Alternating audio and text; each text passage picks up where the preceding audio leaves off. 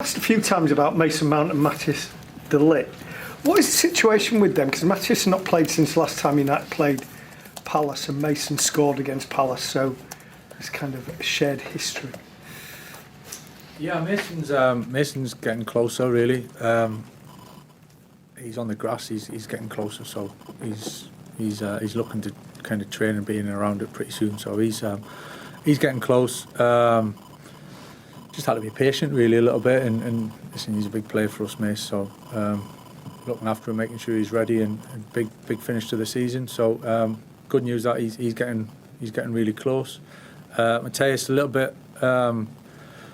He's had a back issue, which is just been a little bit slower to progress. Really, it's something that we've been kind of working through, and he's getting there. He's in the right direction, but as I said, he's just a little bit further behind. So it's one of those things that's disappointing, but it's unfortunately part of football. So we'll get him back when we can. Is there even a remote timescale for him? Because obviously, when he was injured the first time, Ruben said, "Oh, well, he'll be back like next week," and clearly we're months down the line now. We've got an international break coming up. What?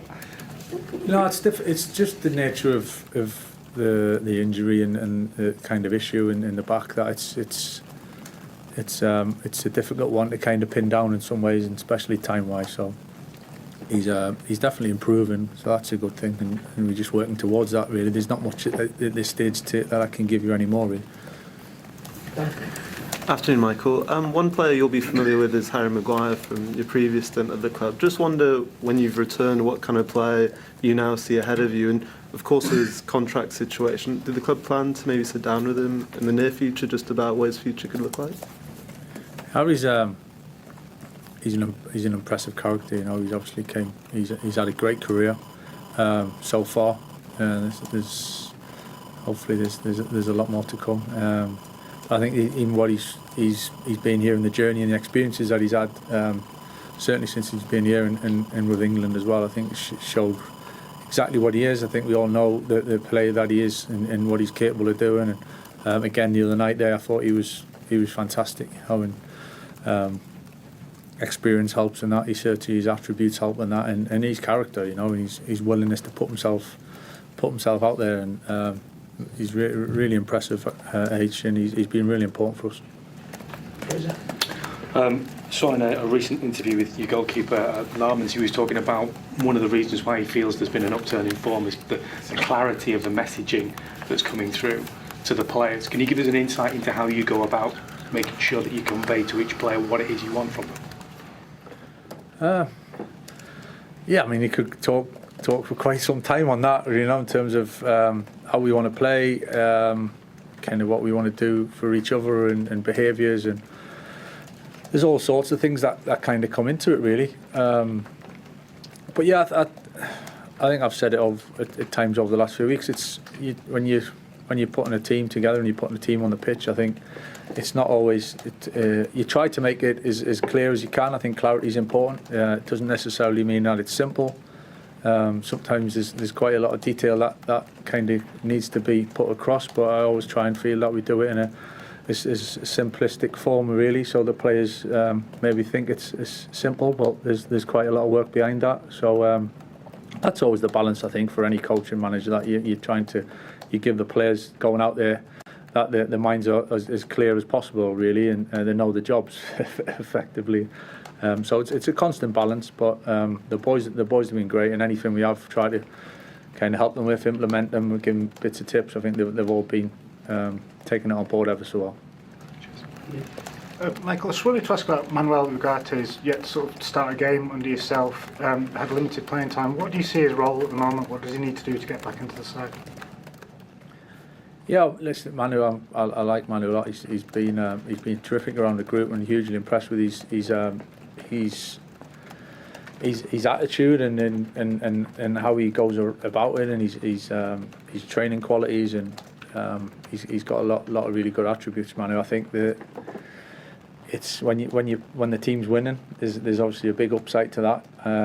And there's always for the one or two boys that maybe haven't played so much. Obviously, it makes it a little bit tougher to get in the team. But I think that creates that competition as well in a real healthy way, that everyone's pushing each other Manu's obviously, desperate to get on the pitch more, and he's doing everything he can in training, and he's a big part of the group. So I think it's just a case of the results and the boys playing so well that there's going to be times when we might need to change things and freshen things up, and then certainly he's a big part of that.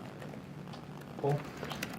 Michael, just another question on Harry. How much input will you have into that decision on whether he stays or goes? And in terms of his experience, I think you're going to lose Casemiro in the summer. That's a big lump of experience gone out of the squad. How important is it to kind of keep that level of experience, that player that Harry's got, that kind of in the future? Yeah, I think within the squad, I think there's always that balance. You certainly want that younger potential and that excitement of developing players and helping players. You need that little sweet spot in the middle, I think, where players at the peak. I think you certainly need that within the group, and experience is massive. It's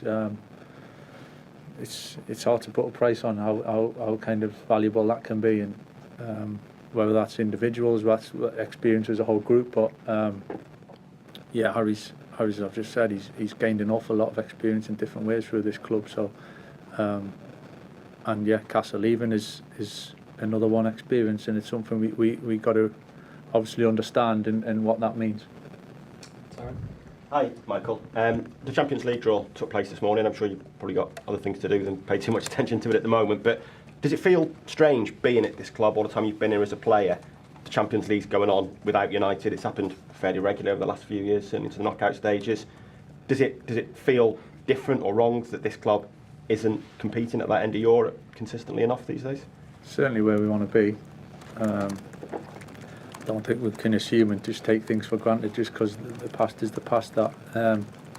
That takes care of what should happen here and now or next season. I think it's you've got to kind of earn that. You've got to show you're good enough, and I think that's why when you have time of success or you achieve success, it's warranted, and to show how tough it actually is to get it. So to be honest, at the moment it's a really laser focused on kind of what's ahead for us. There's no point in us looking elsewhere. We know where we want to be. We know kind of what we got to do to get there, and the performance level and the games that are coming up where we want to try and get the right results. But I think looking what else is going on in and around Europe at this point is not really going to help us. But it's certainly where we want to be. Chris and then Andy. Hi Michael, just on Harry again. He started every game since you came in, of course, as you say, was great at Everton on Monday. You obviously here as a first team coach when he first signed for the club. You've seen him right the way through. Is he as good now as he ever has been, in some ways better in terms of the experience that he's got now? There's a case, I think. It's I think as your career goes, and just touching on it there, I think when you're a young player, everything's fresh and everything's new, and you're kind of fearless, and there's not many scars there, so you kind of it's full of excitement. You get to your kind of peak years, which kind of where you're at, and you feel good, and everything's there. But there's obviously you've had a few ups and downs along the way, and then I think you start getting towards the later times, and experience that you've gained then makes you a better player, or should make you a better player from learning from that. And I think we've seen that with Harry's performances of late, really, of what he's brought to the team, and he's been so important as well as many others. But so I think that's why experience is important to use it. I certainly felt it when I was playing that. It was 30, 31, 32. That probably was my best years, really, of just being at that sweet spot of being able to do it physically still, but using the kind of experiences to know what's coming, and probably seen a bit of everything by that stage, so it's not a surprise. Well, we just had quite a big break before the last game, and when there's a lot more games, I think, in terms of squad and being rotations or having to change things for physical reasons or game to game, I think that comes into play. It's obviously the challenge of managing the group. There's huge positives to it, and the results we've had in playing well, winning games mostly. I think that's the huge positive. But there's certainly a big awareness from me and the staff of how important everybody is in the group, and it's something that we do have to manage, you know. So there's a balance to it, but there's definitely a big positive to the fact that we're in a good run of form. And even though sometimes it's the same players on the pitch, I think game to game we've changed things, we've tweaked things. Some of the front players have played in different positions. Luke, for instance, has played in different roles when we've been in possession, so it doesn't necessarily mean it's copy and paste and we go again, but there's certainly a feeling of trying to keep the momentum as best as we can as well. Hi Michael, can I just ask about Ben? There's been quite a few calls for him to start after his goal scoring record off the bench, but is there an argument for why break up a winning formula when can you leave a player of his ability on the bench and, you know, in like a Solskjaer role kind of thing, like a super sub, and what does it say about the character that he is that he can come on and make as much an impact as he has?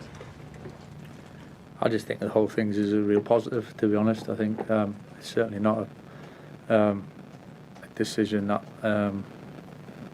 is a one that I look to in a negative way or anything like that. You know, as I said, we're playing well as a team. We've been winning games, and I'm still not getting carried away and thinking that just carries on. But certainly within the group and the forward players have scored a good number of goals so far. And Ben's been so good, you know, in so many ways for us. And it's really not a drama, believe it or not. You know, for kind of how people see it, it's not a drama, and I think it just shows the qualities Ben's got for what he's produced over the last few weeks. And if and when he starts the next game or the one after, I think it is what it is, you know. But he's doing so many good things as well as the team that it's a good position for us to be in. Catherine. Hi, Michael. Your front three in the false nine system hasn't paid off against Everton and West Ham in recent weeks. Is that going to prompt a change this week for Sesko to come in, and why is that? Why hasn't it been as successful against teams like West Ham and Everton? I don't think we've played a false nine, to be honest. I think Brian's played up high on the last line for a lot of the time, so it's just as I've just said there, I think we've played similar players, but we've played in different ways. 4 points from 2 games is not bad away from home, so it's not so bad, and being able to change it from the bench and make things a little bit different towards the end of games is a real strength. So I'm pretty happy with the way things are. Neville was one of those leading the cause for Sesko to start against Crystal Palace, but is there a special skill to being an impact off the bench? What a pass. And Keane has a race on here to try and hold up Brian and Burmo. It's Sesko! He's done it from the bench again! The celebration of a man who's saying to his manager, you must start playing me. If I get 5 minutes, if I get 90 minutes, doesn't really matter. It's just about showing and deliver. To come on and do what he's done again, I thought he's finished just with so much confidence and belief, and ruthless finish, which kind of sums up where he's at the minute. Well, who better to talk to than someone who showed how important that substitute role can be, Rob Earnshaw. Before we get into it, let me explain that. We've been going through the archives and found this. It's a 20-minute hat-trick against Charlton after coming on as a substitute for West Brom. Talk us through it, Rob. It was one of those days where I just felt that I always had these games where it felt like there was a hat-trick in me, and I couldn't explain. Even though you're on the bench? Yeah, even on the bench. I just felt, so when I came on, I just felt, oh, today's going to be a good day. Whether I'm going to get one or the ultimate, I was always aiming for 3. My idea was to score 3 goals. And when I got the chances and I was in the right spots and the penalty there to... And my tribute, the celebration there was a tribute to one of my favourite players, Gabriel Batistuta. Oh yeah. So Batty goal. Exactly, and another goal scorer. But that day was about me trying to get the hat trick and trying to say, listen, we're aiming for the great escape in the next couple of months. And it's going to be very difficult, and this is my contribution. So, and it was interesting. After that game is when I broke the record for the only person to score the hat-tricks in England and international. So that was the day, and I accidentally found that out. It was every league and international, wasn't it? That's just to remind, in case viewers don't know what your record is. So it's all the leagues. So League 2, League 1, Championship, Premier League, the League Cup, the FA Cup, and international. And a hat-trick in each. Yeah. So I was getting an interview actually with Sky Sports, and Chris Kamara goes, "So do you know that you're the only player to do this?" And he reeled off everything, and I was like, "No." So that was that day. So that's when I found out that. But when I look back at that game, I was on the bench looking and studying. Okay, where's the spaces? Who's weak? Who's slow today? Where's the gaps and the spaces? So when I came on, I knew where the spaces. Okay, they've got a bit of a high line. I'm going to run in behind. The right side is got a little bit of weakness. You talk about the headers. I'm 5'6", 5'7" with hair on that video, but the idea was to arrive late because I knew, okay, all the defenders set up in that line. Okay, if I arrive late, that's how the header comes in. So I was looking at all of these details, and that 20-minute hat-trick came about because I was paying attention on the bench on that day and seeing how I could impact the game, and the impact ended up being a hat-trick. Great memories. And Sesko has been coming off the bench for Manchester United and scoring. Should he be thinking, right, well, this is working. I'm on the bench, I'm coming on and I'm scoring. Or should he be saying, oi, Carrick, I deserve to start now. He probably doesn't call him Carrick, by the way. Yeah. Gaffer. Hey, buddy. Listen, at no point that I think any player, including myself, I come on and score a hat-trick, but no player wants to be on the bench and be coming on a sub. Every player wants to play, they wants to start. That's the idea, that's the dream of the perfect game. So 1 minutes per goal from the bench, though. Incredible, yeah. I mean, it works because I think he's a good player, and he's also got brilliant players. I mean, when I watched the goal that he scored against Everton, Cunha's incredible world-class pass, Mbuemo's pace, detail, composure, and also awareness to say, Sesko's coming, I'll wait, and literally he put it and said, here you go, there's bread and butter, eat as much as you like, because that's what Mbuemo produced there for him. But the reason for that is because he's coming on and he's alert, he's sharp, he's finishing is on point, and I think right now, sometimes you hit that form where everything will just go in for you. And I think Manchester United, the key for it is they're creating those chances. So when he comes on, in the last 20 minutes, defenders are tired, sometimes the game is stretched, it's working, but no player wants to be on the bench. He's going to be right now saying, week to week, please start me, coach. Please start me, because look at the form. And that's where Sesko's mind is at. Please start me. I can guarantee Carrick. it. Please start me, Carrick. Right, well, will Sesko start for Manchester United? Welcome.